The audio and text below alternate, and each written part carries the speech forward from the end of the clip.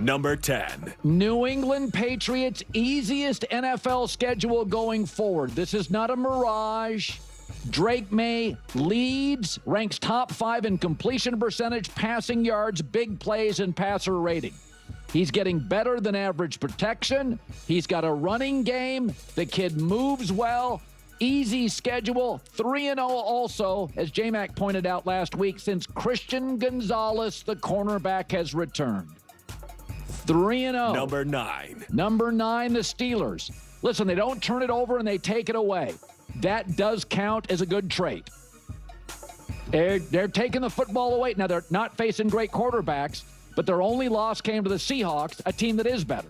They're the second least penalized team, and they have a receiving core and a tight end core that looks like an NBA front line. It looks like the Dallas Mavericks. Everybody's 6'6" and up. So they are using some height advantages, some size advantages. They don't throw it down the field, but it's working. Pittsburgh at 9. Number 8. I like the Colts. I think they have the second best offensive line in football to Detroit. Fewest sacks allowed in the NFL, Indianapolis. They are scoring on 62.5% of their drives. They also should have beaten the Rams. They have the number 1 scoring offense, leads the NFL in first downs. Again, Warren, the rookie, Pittman, Jonathan Taylor, a top 2 or 3 offensive line. Daniel Jones this year, all you need to know, he's completing over 71% of his throws.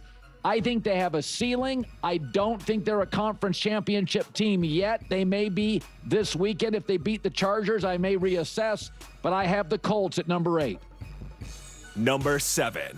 Green Bay, they're young and can't figure out how to put away inferior teams, but all 3 wins have come by 13-plus points. I like Jordan Love. He's more Favre than Aaron Rodgers. He could get a little careless, but they're the best third down offense in the NFL, and you can't run on them. They're the opposite of the Bills. You can't run on them. So they're doing a little bit of takeaway this year, which they haven't historically done. Kraft's an unbelievable tight end. I like this team a lot. They're very young, which concerns me. The quarterbacks, the receivers, the tight end, really young. But Jeff Hafley's got that defense. Can't run on it, and they're taking it away. Green Bay at 7.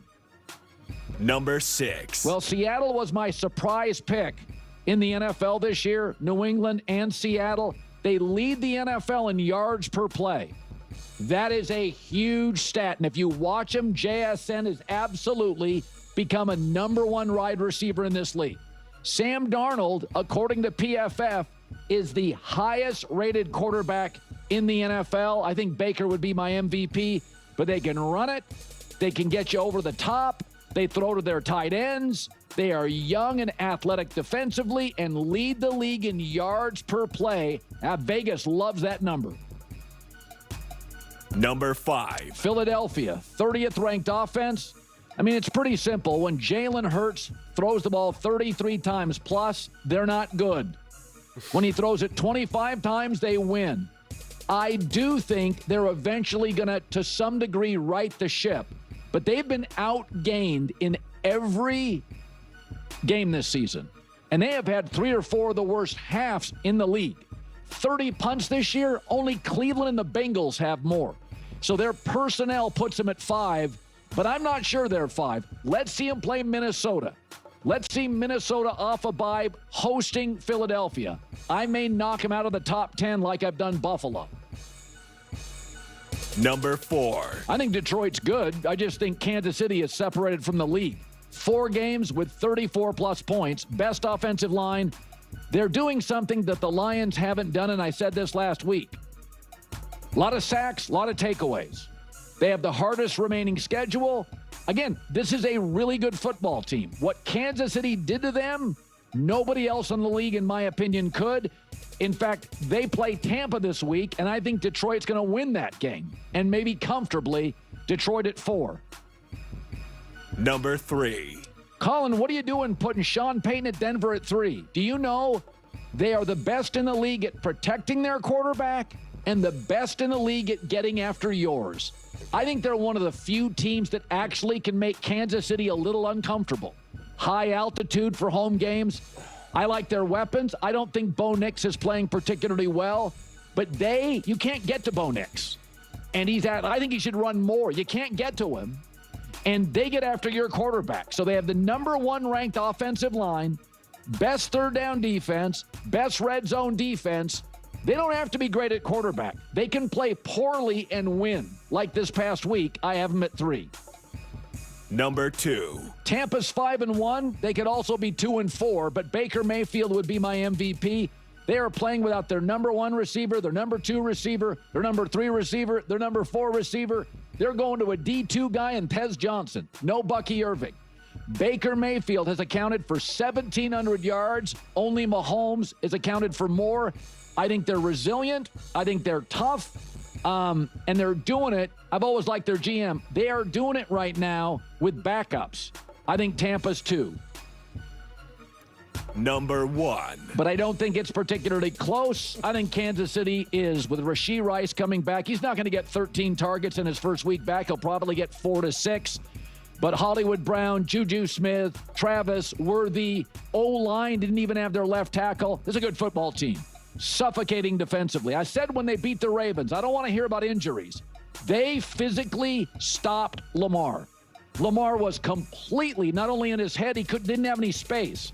So next to the Colts, they have the second most efficient offense. They're not giving the ball away. I mean, to play Detroit and not have a penalty, not have a turnover and 1 punt. Detroit's good. Yeah, I don't think that's a comment you want to say right now because people question that. I think Colin's takes with KC will just always make me laugh at this point. But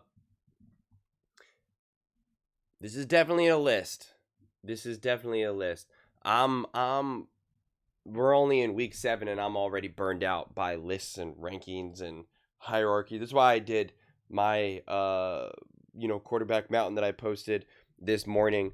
And I did it in a completely different way because I need variety. I need to change things up personally. So that's why I tried that style. Definitely check it out. And I'm already even looking at this list, and it just gave me an idea for a different way that I want to do the rankings for these teams. I think for me at this point, this is the year where we are relying so heavily on the past as a reference point and projection into the future. You're always doing that to a degree, right? We know who Mahomes is. We know who Jalen is. We know who Josh Allen's not there right now, but we know who Josh Allen is, et cetera, et cetera. And so we're using that past as a reference point. When I had the Kansas City Chiefs as a top team, even when they were winless, when they weren't even in Colin's herd hierarchy, like it was because of who I knew they are and who I believed they will become as the season goes on. And to me, though, this season is just that to the max right now, to the absolute max. Like Colin's like, oh, the Colts are pretty good, but I don't think they can get to an AFC championship. And it's like, what are you basing that on? What are you actually fundamentally basing that on right now? Nothing, actually. It's because of who you perceive Daniel Jones to be, who you thought he was, all that type of stuff. The Denver Broncos being the third best team in the NFL. And now we're rallying, well, they're the top in this stat, and this stat, and this stat. And you're just like, I'm high on the Broncos. Definitely. Broncos versus Bills, Broncos versus Eagles, Broncos versus Lions. Like, I don't know. Broncos versus Packers. Like, I don't know. Bucks 5-1, been playing really well. And it's like, yeah, I'm excited for the Lions versus Bucks. We've had such awesome matchups this season. I don't know if all the games have quite panned out how I envisioned them. I was just talking to someone in the comment section, Zangex, who's super duper mega Buccaneers fan, Baker Mayfield fan.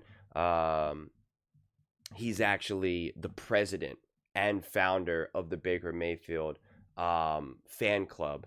And this is actually insane. I didn't even know they had in Guatemala. Just wild. And I was like, I actually have no idea how this game's gonna go. for the Lions or the Bucks. Like I got no idea. So it's like I'm excited, but there's so many of these games now, how they unfold. I don't even really know how to fully make sense of them in this moment of time. And it's just like I see lots of teams winning and lots of teams losing, and you're just like, why is both? Why is both?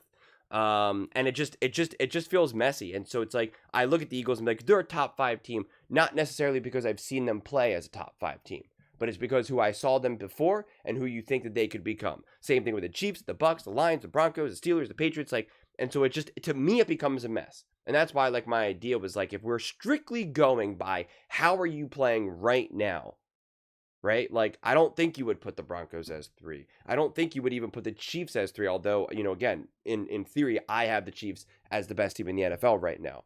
You'd put the Seahawks, you'd put up the Bucks, you'd put up the Colts, like you'd put up the Patriots, like you'd put up these other teams significantly higher. And the only reason why you're not is because you're like, well, Mac Jones is a young quarterback. You're like, Aaron Rodgers is an older quarterback. Daniel Jones, yeah, this is great with the Colts, but like, you know, it's Daniel Jones. Is he really going to be able to take down Patrick Mahomes in the playoffs, right? Like, you know, like you would keep coming up with these, yeah, Seattle Seahawks, Sam Darnold, like they're playing really well, but like, could they really beat the Lions in the playoff? You know, could they really beat the Eagles? Could Sam Darnold handle Philadelphia on the road? You know, whatever it may be. So there's just so much of this future projection, and it just feels really messy to me right now. I'm just being completely honest with you. And so it's just I'm on the fence of, you know, what lens I want to look at it through, because it just to me it's just a definition of the utmost projection and using the past as a reference point rather than how these teams are fundamentally playing right now, right? How they are truly playing in the moment.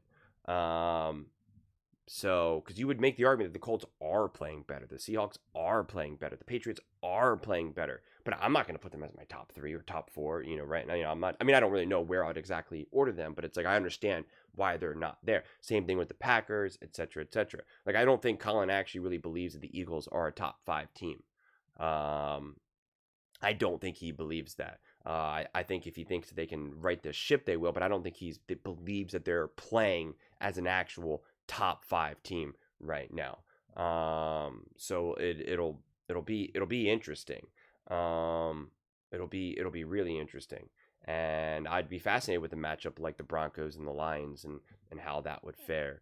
The Patriots versus the Bucks, the Chiefs versus the Seahawks. Like, we've just had such a mixed bag of teams right now and quality of play in any given moment that it's just I think collectively a lot of people are having that same experience, because I keep seeing a lot of comments and memes of people who are just like, what am I looking at? Like, who's great, who's not great, what's the story here, you know, like what is this? And when it's that, you just really, to me, I just rely more heavily on coaching more than anything, especially if there's no rosters that seem to overpower or just intimidate anyone to a high degree.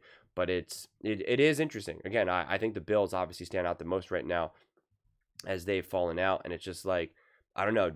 We know obviously the Bills had a really bad loss against the Falcons, but if it's a playoff game, right? It's January. Who do you got? The Buffalo Bills or the Colts? The Buffalo Bills or the Broncos? The Buffalo Bills or the Patriots? Like, you know, who you got in that moment right now? And the biggest reason why you would pick the Bills is because you're like, well, it's Josh Allen, the Buffalo Bills. I seen them. I know what they've been able to do over these years. And even the Kansas City Chiefs, who we saw lose to the Jags, et cetera, right? The Jags aren't even there right now. And the Jags beat the number 1 team in the NFL, and they lost to the Seahawks. It was a tough game, not the best game for the Jags, but they're a top 6 team. They beat the top 1 team. They lost the top 6 team, you know, so it's just like, I don't know. It just feels messy. That's why, you know, this, like, it just feels messy. It feels genuinely messy to me, which again is great. It's entertaining to me, and I'm happy to just not really know how any of this is going to go. but I am personally struggling to make the clearest sense of it personally. So yeah, I'll just leave it at that, honestly. But those are just my thoughts. I'd absolutely love to hear yours. What do you guys all think about Colin's herd hierarchy? Do you agree with it? Do you disagree with it? Any teams that are not there? Oh yeah, the Washington Commanders aren't there. The Bears aren't there. There's lots of teams that aren't there. But let me know in the comments below. I read every single comment. So do you agree with me or disagree with me? Either way, let's get in some discussions. Let's get in some fights. But ultimately, let's just have some fun.